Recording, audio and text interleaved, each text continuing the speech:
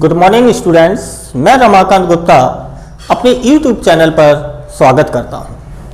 जैसा कि हमारा पहला अध्याय वैद्युत आवेश एवं क्षेत्र चल रहा था, जिसमें कल हमने वैद्युत द्विध्रुव के बारे में अध्ययन किया था कि वैद्युत द्विध्रुव क्या है, वैद्युत द्विध्रुव आघूर्ण क्या है और वैद्युत क्षेत्र में रखे वैद्युत द्विध्रुव पर लगने वाले बल एवं का आघूर्ण क्या है।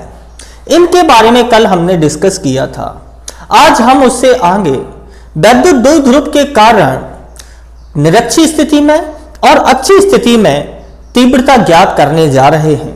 तो इस सेशन को भी बहुत ही महत्वपूर्ण समझना है आपको, क्योंकि इस अक्षीय स्थिति में और निरक्षीय स्थिति में इन दो डेरिवेशन से एक डेरिवेशन बहुत बार आ चुका है आपका बोर्ड एग्जाम में, इसलिए ये बहुत ही महत्वपूर्ण लेसन है और ये आपका बहुत ही महत्वपूर्ण डेरिवेशन होने जा रहा है, इसलिए इसको बड़े ध्यान से समझें। तो चलिए शुरू करते हैं आज का सेशन।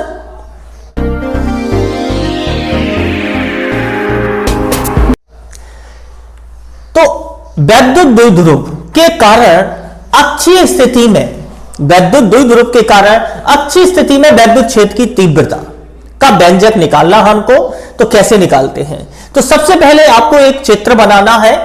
तो माना ए भी एक वैद्युत द्विध्रुव है, ये ए भी हमने एक वैद्युत द्विध्रुव बनाया है, ए भी एक वैद्युत द्विध्रुव है और जो माइनस क्यू और प्लस क्यू आवेशों से मिलकर बना है और जिसके बीच की दूरी 2l है। जो भी हम बोल रहे हैं वही आपको थ्योरी में भी लिखना है, क्योंकि चित्र बनाने के बाद थोड़ी सी भाषा भी लिखनी पड़ती है। तो इसलिए आप लोग विशेष ध्यान दें कि ए भी एक वैद्युत द्विध्रुव है जो माइनस क्यू और प्लस क्यू आवेशों से मिलकर बना है और जिसके बीच की दूरी 2l है। अब इसके केंद्र O से, इसका केंद्र बीचों बीच मान लिया, इसके केंद्र O से स्मॉल r दूरी पर, इसके केंद्र O से स्मॉल r दूरी पर एक P बिंदु है अक्षीय स्थिति में, मतलब उसी की अक्ष में, सीध में इस तरफ भी हो सकता था, इस तरफ भी हो सकता था। तो केंद्र से स्मॉल r दूरी पर एक P बिंदु है अक्षीय स्थिति में, जहां हमको वैद्युत क्षेत्र की तीव्रता ज्ञात करनी है। तो अब प्लस क्यू आवेश से दूरी कितनी होगी इसके बी बिंदु से, तो यहां पर O से r दूरी है तो B से कितनी होगी, इतनी दूरी कम हो जाएगी l, तो r माइनस l होगी। और A बिंदु से माइनस क्यू आवेश से दूरी कितनी होगी, इतनी दूरी और जुड़ जाएगी l, तो r प्लस l हो जाएगी। तो इस प्रकार से आपको लिखना है भाषा में कि माना A भी एक वैद्युत द्विध्रुव है जो माइनस क्यू और प्लस क्यू आवेशों से मिलकर बना है, जिसके बीच की दूरी 2l है और इसके केंद्र O से स्मॉल r दूरी पर एक P बिंदु है जहां हमको वैद्युत क्षेत्र की तीव्रता ज्ञात करनी है। और यह है एक ऐसे माध्यम में रखा हुआ है जिसका परावैद्युतांक K है। इतनी भाषा लिखने के बाद अब हम इसमें दो आवेश होते हैं, एक माइनस का एक प्लस का, तो प्लस क्यू आवेश के कारण कितनी होगी तीव्रता और माइनस क्यू आवेश के कारण कितनी तीव्रता होगी। जब दोनों तीव्रताएं ज्ञात कर लेंगे तो परिणामी तीव्रता ज्ञात कर लेंगे। बस कंसेप्ट आपको इतना समझना है कि प्लस क्यू आवेश के कारण तीव्रता ज्ञात करनी है, माइनस क्यू आवेश के कारण तीव्रता ज्ञात करनी है और इसके बाद परिणामी तीव्रता ज्ञात कर देना है, हमारा डेरिवेशन हो जाएगा। बस फिर इसके बाद कैलकुलेशन है। तो चलिए देखते हैं कैसे। तो सबसे पहले प्लस क्यू आवेश के कारण कितनी तीव्रता होगी, तो लिखेंगे प्लस क्यू आवेश के कारण, प्लस क्यू आवेश के कारण P बिंदु पर वैद्युत क्षेत्र की तीव्रता, P बिंदु पर वैद्युत क्षेत्र की तीव्रता। अब वैद्युत क्षेत्र की तीव्रता P बिंदु पर प्लस क्यू आवेश के कारण कितनी होगी, E1 बराबर, E1 मान लेते हैं, E1 बराबर 1/4 pi epsilon 0 K into Q upon दूरी कितनी है प्लस Q से, R माइनस L, तो R माइनस L का होल स्क्वायर, समीकरण फर्स्ट। इस तरीके से कर लेंगे। फिर इसके बाद माइनस क्यू आवेश के कारण, माइनस क्यू आवेश के कारण P बिंदु पर वैद्युत क्षेत्र की तीव्रता, वैद्युत क्षेत्र की तीव्रता E2 बराबर 1/4 पाई एफ साइलेंट 0 के into Q upon R plus L का होल स्क्वायर समीकरण सेकंड। इस तरीके से हम दोनों समीकरण निकालेंगे। प्लस क्यू आवेश के कारण तीव्रता कितनी होगी, माइनस क्यू आवेश के कारण तीव्रता कितनी होगी। तो परिणामी तीव्रता कितनी होगी, तो परिणामी तीव्रता पी बिंदु पर परिणामी तीव्रता दोनों आवेशों के कारण, परिणामी तीव्रता E बराबर, अब E बराबर कितनी तीव्रता होगी हमको यह ज्ञात करना है। तो तीव्रता E1 माइनस E2, तो E बराबर, अब E1 का मान रखेंगे 1/4 पाई एफ साइलेंट 0 के into Q upon R minus L का whole square minus 1/4 pi epsilon 0 के into Q upon R plus L का होल स्क्वायर। तो इसमें से देखो कॉमन क्या आ रहा है, केवल कैलकुलेशन, बस इतना ही हमें समझना था। जो हमने समझ लिया कि प्लस क्यू आवेश के कारण तीव्रता निकालनी है, माइनस क्यू आवेश के कारण तीव्रता निकालनी है और परिणामी तीव्रता E बराबर E1 माइनस E2, इतना करना है, मान रखना है। अब आपकी गणित की कैलकुलेशन है। चलिए कैसे करते हैं, कैलकुलेशन करना सीखते हैं। E बराबर, इन दोनों में देखिए दोनों पदों में 1/4 पाई एप्सिलॉन 0 के कॉमन आ रहा है और Q भी कॉमन आ रहा है। तो Q अपॉन 4 पाई एप्सिलॉन 0 के कॉमन ले लेंगे, 1/r माइनस एल का whole square minus 1/r plus L का होल स्क्वायर आपका बचेगा। अब इसके बाद लासा ले लेते हैं ब्रैकेट के अंदर। E बराबर Q अपॉन 4 पाई एप्सिलॉन 0 के इंटू इधर लासा लेंगे r माइनस एल का होल स्क्वायर और दूसरे कोष्टक में ये r प्लस एल का होल स्क्वायर, जे आपका एलसीएम आएगा। तो अब r माइनस एल से r माइनस वाला कट जाएगा, तो अब क्या बचेगा, r प्लस एल का होल स्क्वायर और माइनस r प्लस एल से r प्लस वाला कट जाएगा, तो r माइनस एल का होल स्क्वायर वाला कोष्टक बचेगा, जे लिख देंगे। अब इसके बाद क्या करेंगे, तो देखिए E बराबर Q अपॉन 4 पाई एप्सिलॉन 0 के और ब्रैकेट के अंदर R प्लस एल का A प्लस बी का होल स्क्वायर खोलेंगे,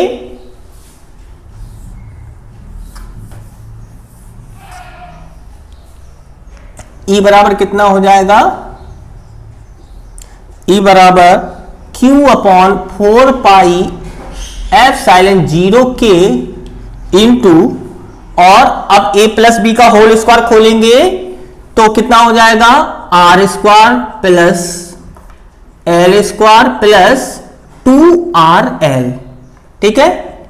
फिर माइनस का चिन्ह लगाएंगे। अब R माइनस एल का होल स्क्वायर खोलेंगे तो R square plus L square और माइनस 2RL, ये खुल जाएगा। और अपॉन में ये आपका देखो कोई फॉर्मूला बना A plus B minus B का, तो A plus B A minus B बराबर क्या होता है, A square minus B square.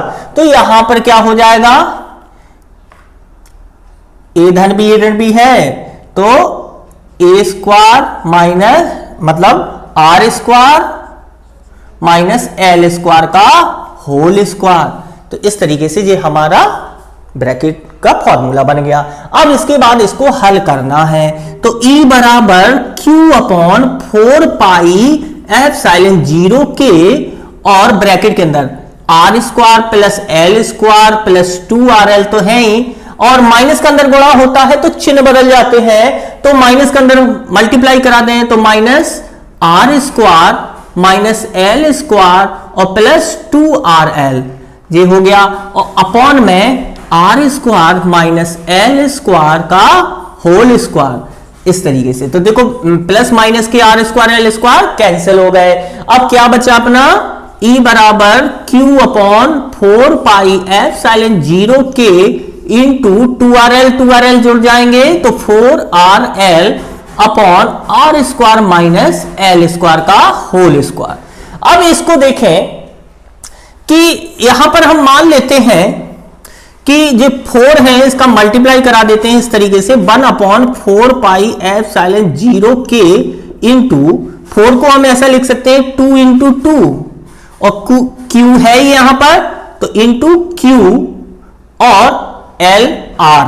तो मतलब यहां पर हम इस तरीके से भी लिख सकते हैं 2 इंटू 2 और एल है और इंटू क्यू और इंटू आर। तो देखो कितना हो गया, 2 दूनी 4 और एल क्यू आर। अब आपको पता है ये आपका ज्यों कि त्यों रहेगा R square minus L square का होल स्क्वायर। अब चूंकि P बराबर आपको पता है कि Q इंटू 2L होता है, तो यहां पर Q इंटू 2L बराबर P लिख सकते हैं। तो E बराबर 1/4 पाई एप्सिलॉन 0 के into 2P into R upon R square minus L square का होल स्क्वायर। अब देखो यहां पर R और L में संबंध, L कितनी सी दूरी है, इतनी सी, और R कितनी बड़ी है। अगर हम देखें कि L का मान बहुत छोटा है, कल भी हमने बताया था कि एक से छोटी संख्या होती है तो उसका वर्ग करते हैं तो और छोटी हो जाती है। तो मान लेते हैं कि माना R square greater than L square, मतलब आर स्क्वायर का मान एल स्क्वायर की तुलना में बहुत बड़ा है, तो एल स्क्वायर का मान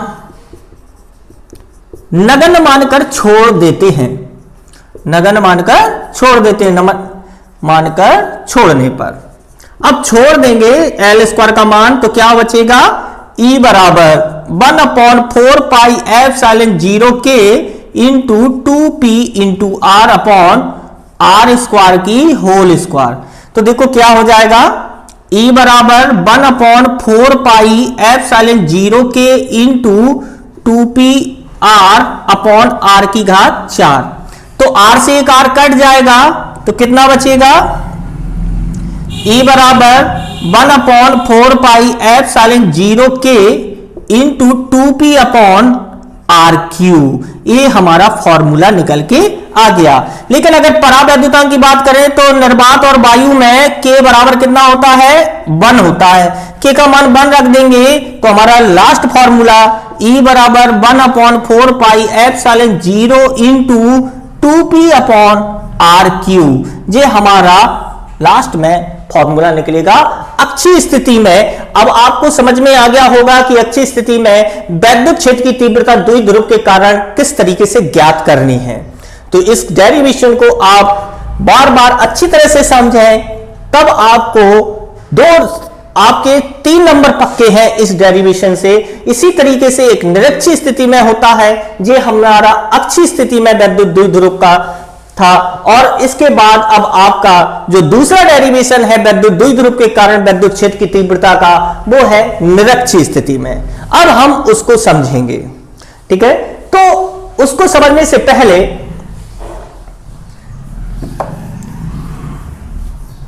अब कौन सा डेरिवेशन होना है, वैद्युत द्विध्रुव के कारण निरक्षीय स्थिति में वैद्युत क्षेत्र की तीव्रता। तो बिल्कुल सिंपल वो भी है, जिस तरीके से ये भी सरल था, केवल आपको इसका कंसेप्ट समझना है।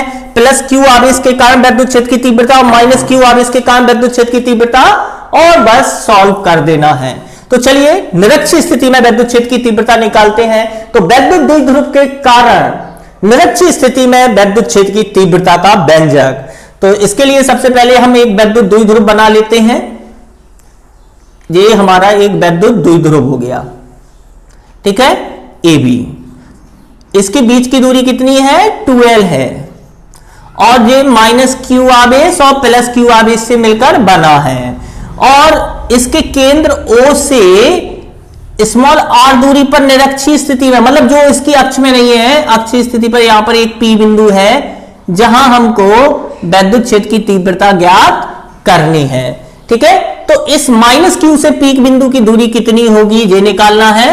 ये इधर मान लेते हैं कि R दूरी पर है P बिंदु केंद्र से, और ये दूरी आधी आधी हो जाएगी L और L, और इस P बिंदु की इस प्लस क्यू आवेश से दूरी कितनी होगी, तो माइनस क्यू और प्लस क्यू आवेश से दूरी बराबर होगी।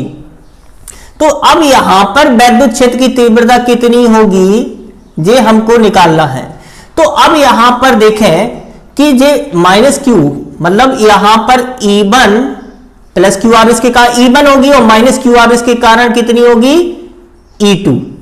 ये हमारी वैद्युत क्षेत्र की तीव्रता होगी। अब इसको दो घटकों में विभाजित कर लेते हैं कि एक तो हमारे ये E1 sin थीटा और इधर नीचे E2 sin थीटा, एक घटक ये हो जाएगा E1 sin थीटा और E2 sin थीटा, और क्षैतिज घटक एक ही दिशा में काम करेंगे जो आपस में जुड़ जाएंगे, E1 cos theta plus E2 cos theta, ये आपस में जुड़ जाएंगे क्योंकि एक ही दिशा में काम करेंगे। और अब यहां पर हमको P बिंदु पर वैद्युत क्षेत्र की तीव्रता निकालनी है, तो बिल्कुल वही प्रोसेस करना है जो अच्छी स्थिति में की थी, माइनस क्यू आर एस के कारण वैद्युत क्षेत्र की तीव्रता और प्लस क्यू आर एस के कारण वैद्युत क्षेत्र की तीव्रता कितनी होगी। तो लिखते हैं प्लस क्यू आवेश के कारण, प्लस क्यू आवेश के कारण वैद्युत क्षेत्र की तीव्रता, वैद्युत क्षेत्र की तीव्रता E1 बराबर 1/4 पाई एप्सिलॉन 0 के इंटू क्यू अपॉन, अब दूरी कितनी होगी प्लस क्यू आवेश से, तो देखिए यहां पर समकोण त्रिभुज बन रहा है। अब समकोण त्रिभुज बन रहा है तो इनके बीच की दूरी कितनी होनी चाहिए, समकोण त्रिभुज कर्ण निकालना है, तो कर्ण बराबर क्या होता है, लंब का वर्ग धन आधार का वर्ग अंडर रूट के अंदर, यहां पर तो कितनी आ जाएगी under root R square plus L square. बिल्कुल इसी तरह से यहां पर भी इतनी ही निकलेगी R square plus L square. तो यहां पर हम दूरी रखेंगे under root R square plus L square, तो जब वर्ग करेंगे तो वर्ग से अंडर रूट हट जाएगा तो केवल इतना ही आएगा R square plus L square. आएगा कि नहीं आएगा, क्योंकि अंडर रूट से वर्ग से हट जाएगा क्योंकि यहां पर आर स्क्वायर रखना था। तो अब यहां पर ये हमारा समीकरण फर्स्ट बन जाएगा। इसी प्रकार से माइनस क्यू आवेश के कारण, माइनस क्यू आवेश के कारण वैद्युत क्षेत्र की तीव्रता, वैद्युत क्षेत्र की तीव्रता E2 बराबर कितनी होगी 1/4 पाई एप्सिलॉन 0 के इंटू क्यू अपॉन, यहां से भी दूरी उतनी है तो R square plus L square, क्योंकि अंडर रूट वर्ग से हट जाएगा। तो ये हमारी देखो दोनों समीकरण बराबर हैं, समीकरण फर्स्ट व सेकंड से E1 बराबर E2, जब हमारे दोनों तीव्रताएं बराबर है तो कुल तीव्रता कितनी हो जाएगी हमारी, तो कुल तीव्रता E बराबर E1 प्लस E2, अगर दोनों बराबर हैं तो E बराबर E1 प्लस E2। तो अब E बराबर हम यहां पर देखो दोनों जोड़ देंगे क्योंकि बराबर है तो एक कोई भी लिख सकते हैं, तो 2E1 लिख सकते हैं। तो E बराबर 2 इंटू E1 का मान रख दें चाहे E2 का मान रख दें, एक ही है, तो 1/4 पाई एप्सिलॉन 0 के into Q upon R square plus L square. अब लेकिन यहां पर एक चीज ध्यान देना है आपको कि इनके घटक काम कर रहे हैं, तो घटक के लिए आपको बता दें कि ऊर्ध्व घटक E1 sin थीटा और E2 sin थीटा बराबर और विपरीत दिशा में, इसलिए निरस्त हो जाएंगे, केवल क्षैतिज घटक काम करेंगे E1 cos थीटा और E2 cos थीटा। तो इसलिए इनके जो घटक होंगे तो यहां पर कुल तीव्रता में हम यहां पर लिख सकते हैं E बराबर 2E1 cos थीटा, क्योंकि E cos थीटा। तो अब यहां पर cos थीटा भी लिख देंगे। अब चूंकि cos थीटा बराबर क्या होता है आधार बटे कर्ण, आधार कितना है L और कर्ण कितना है under root R square plus L square. तो हम यहां पर cos थीटा की वैल्यू और रख देंगे, तो कितना आ जाएगा हमारा मान E बराबर 2 इंटू 1/4 पाई एप्सिलॉन 0 के into Q upon R square plus L square तो है इंटू cos थीटा की वैल्यू और रख देंगे L upon under root R square plus L square, R square plus L square. तो अब यहां पर E बराबर 2, यहां पर ऐसा भी लिख सकते हैं 1/4 पाई एप्सिलॉन 0 के into 2QL upon R square plus L square और into R square plus L square की होल घात 1/2, क्योंकि किसी भी संख्या के ऊपर अंडर रूट होता है उसकी घात 1/2 मानी जाती है। जब आधार समान होते हैं तो गुणा करने पर घातें जुड़ जाएंगी, इसकी घात 1 मानी जाएगी, इसकी घात 1/2 है, और 1 और 1/2 को जोड़ते हैं जब तो कितना हो जाता है, 2 एकम 2 और 1 3/2 हो जाती है। तो अब यहां पर हम ऐसा लिख देंगे E बराबर 1/4 पाई एप्सिलॉन 0 के into 2QL upon R square plus L square की होल घात 3। तो अब 3/2। अब यहां पर क्या करेंगे, P बराबर क्या होता है, Q इंटू 2L, मतलब 2QL, तो यहां पर P लिख सकते हैं। तो हम यहां पर E बराबर 1/4 पाई एप्सिलॉन 0 के into P upon R square plus L square की होल घात 3/2 लिख देंगे। अब बिल्कुल वही फिर मानना है कि R और L की दूरी में तुलना करना है, तो मान लेते हैं कि माना R square greater then L square, तो L स्क्वायर का मान नगण्य मानकर